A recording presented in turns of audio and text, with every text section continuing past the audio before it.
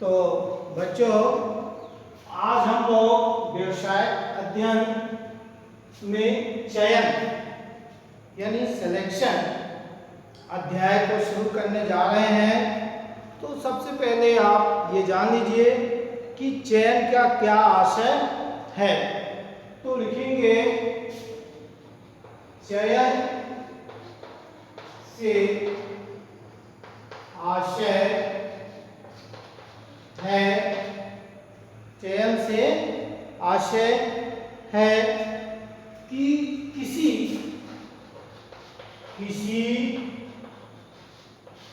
कार्य विशेष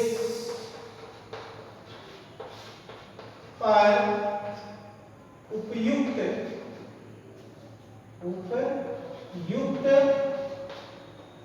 व्यक्ति का चयन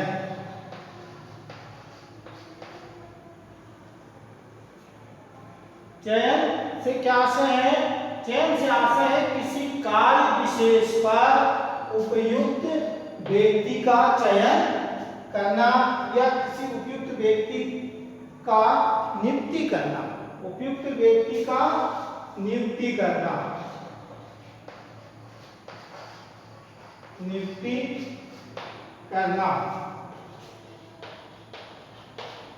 नियुक्ति करना है। तो आपने इसमें ये चीज बताया जा रहा है कि जब हम किसी कार्य विशेष पर उपयुक्त व्यक्ति का चयन करते हैं, जिस चीज के लिए, जिस कार्य के लिए हमको व्यक्ति की आवश्यकता है, उसका चयन करते हैं, उसको चुनते हैं। नियुक्ति करना यानी किसी कार्य विशेष पर व्यक्ति का नियुक्ति करना या चुनना। क्या होगा?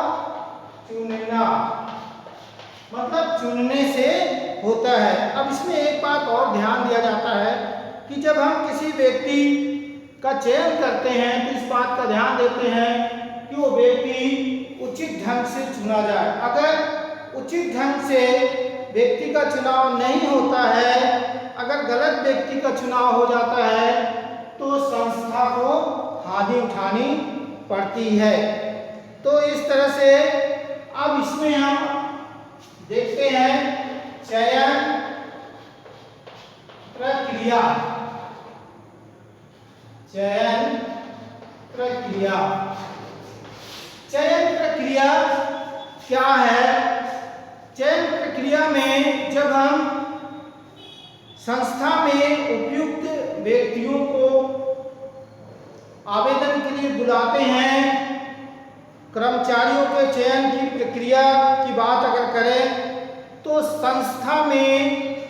संस्था के नियम, जो नीति बनाई गई है, उस पर भी चयन का बहुत ज़्यादा प्रभाव पड़ता है। तो अब हम चयन प्रक्रिया में सबसे पहली चीज आती है, चयन प्रक्रिया की सबसे पहली चीज आती है प्रारंभिक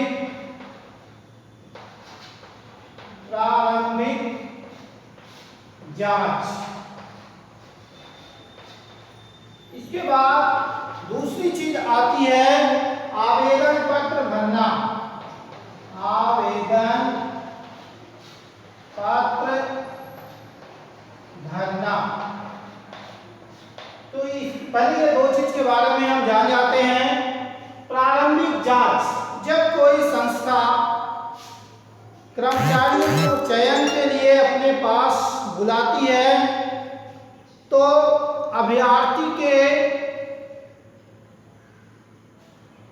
आवेदन पत्र भरवाने से पहले उससे कुछ महत्वपूर्ण प्रश्न पूछे जाते हैं और उससे इस बात का पता लगाया जाता है कि वो व्यक्ति उस कार्य पर करने के लायक है कि नहीं, वो व्यक्ति कितने वेतन पर कार्य करने के लिए तैयार है।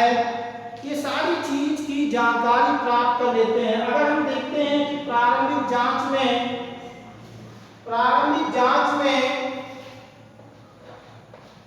वो अभ्यर्थी सही नहीं पाया जाता है तो उसे आवेदन करने से मना कर दिया जाता है।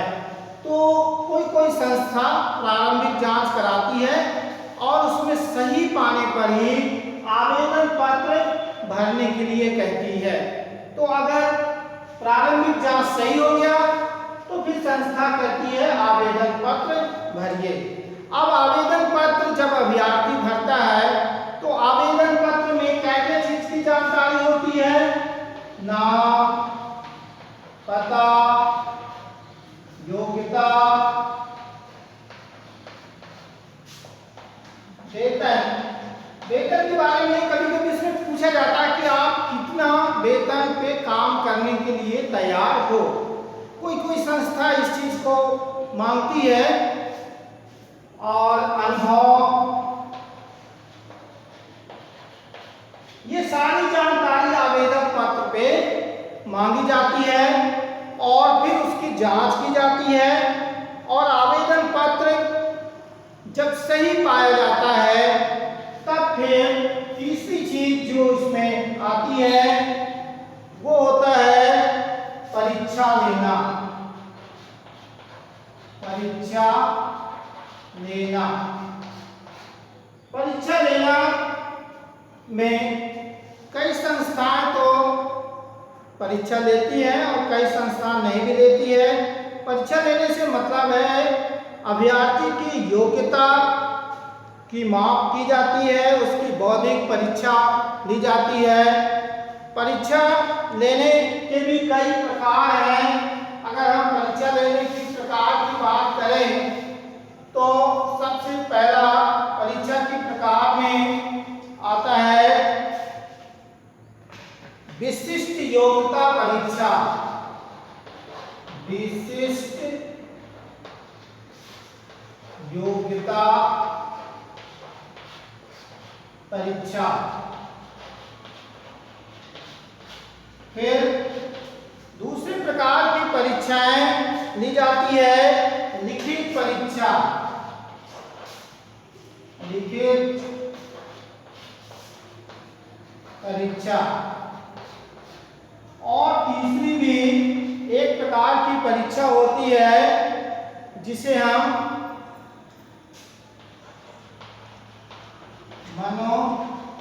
मनोवैज्ञानिक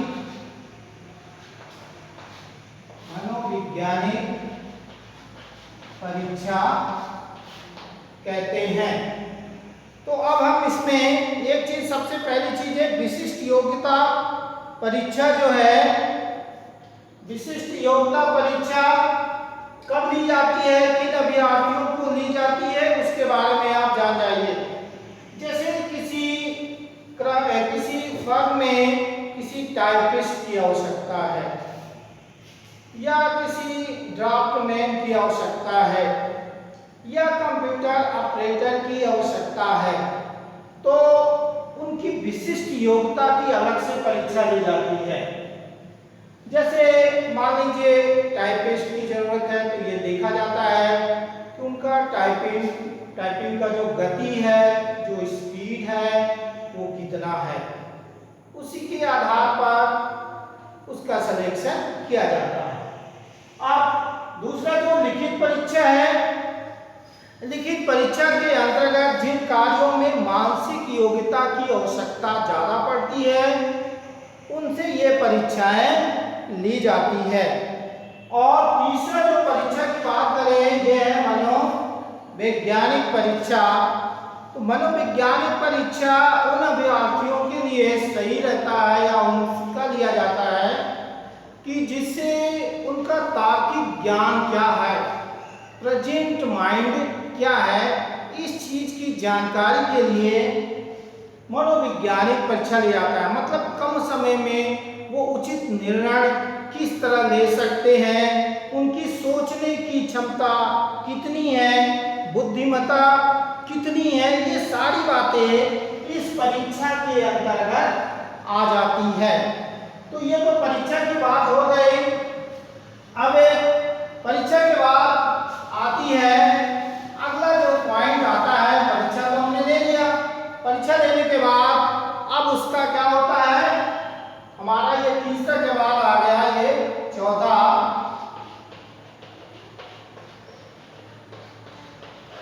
साक्षात्कार, जिसको कहते हैं इंटरव्यू। अब लिखित जब परीक्षा अभ्यर्थी पास कर लेता है तो फिर उसको फिर साक्षात्कार के लिए बुलाया जाता है, इंटरव्यू के लिए बुलाया जाता है।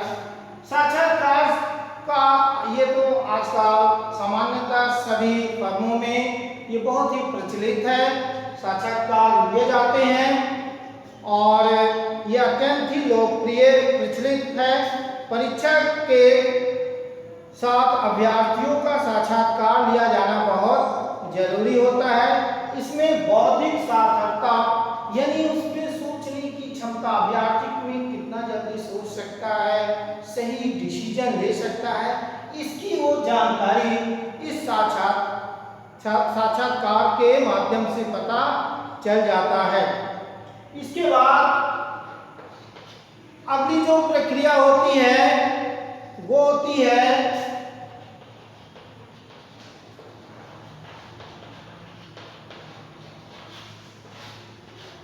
संदर्भ जांच। संदर्भ जांच के अंतर्गत चयनित अभ्यर्थियों के आवेदन पत्र पे जो भी जानकारी दी जाती है, जो सूचना दी जाती है, उसकी जांच की जाती है और जांच करने के बाद ये भी देखा जाता है कि वो आवेदक पहले कहीं अगर कार्य करता है तो उसकी वेतन कितनी थी, उसका चरित्र कितना था, मैंने बैकग्राउंड पता करते हैं, तब फिर उसको सिलेक्शन के लिए आमंत्रित करते हैं। तो संदर्भ जांच में आवेदन के बाद इसकी जांच की जाती है। आवेदक की आंतरिक जांच होती है जिसमें चरित्र संबंधी या दूसरे जगह कार्य करने के बारे में जानकारी ली जाती है। इसके बाद अगला जो इसमें आता है वह है प्रबंध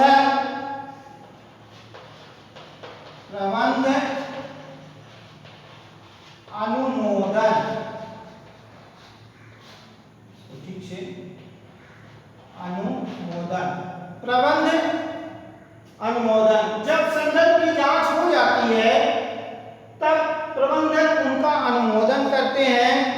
लिखित परीक्षा और साक्षात्कार में सफल होने के बाद ये पुष्टि की जाती है और उसे नियुक्ति पे बुलाया जाता है। लेकिन कोई कोई संस्थाओं में अनुमोदन के बाद एक और प्रक्रिया अपनाई जाती है, वो है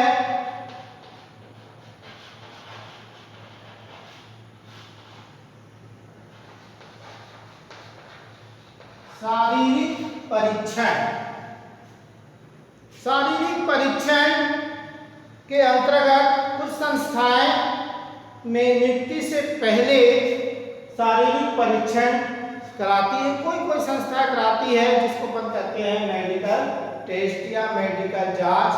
ये इसमें ये देखा जाता है कि उस व्यक्ति में कोई छूत की बीमारी तो नहीं है, कोई ऐसी बीमारी तो नहीं है जो जीवन भर रहने वाली है, जिससे कि वो कार्य करने में असमर्थ हो जाए।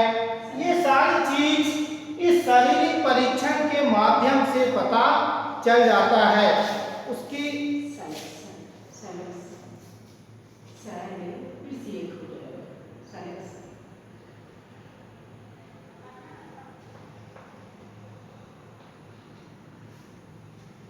सिलेक्शन। तो ये चयन की बात अपन कर रहे थे।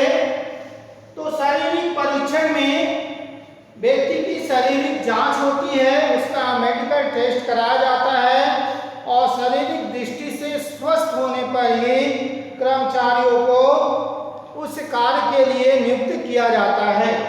इसके बाद अब ये अंतिम जो प्रक्रिया का जो अंतिम है वो है कार्य पर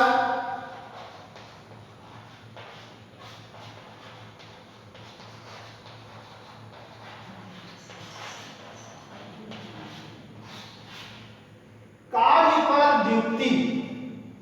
ऊपर की सारी प्रक्रिया आवेदक जब पास कर लेता है, सारी प्रक्रिया से वो आगे निकल जाता है, तब उसे कार्य पर नियुक्त कर दिया जाता है। तो नए कर्मचारियों को पहले कंपनी के बारे में उन्हें बताया जाता है कि कंपनी का क्या नियम है, आपको कितने बजे आना है, कौन सा काम करना है, कहा जाए तो उसकी ट्रेनिंग दी जाती है और सारी जानकारी देने के बाद उसे कार्य पर नियुक्ति दी जाती है। तो ये तो रहा चयन प्रक्रिया की कुछ बातें हैं। एक बार फिर से आप लोग इस पॉइंट को नोट कर लेंगे अपने कॉपी में। सबसे पहले होती है प्रारंभिक जांच, फिर आवेदन पत्र भरना, आवेदन में नाम, पता, योग्यता, वेतन, अनुभव के संबंध में जानकारी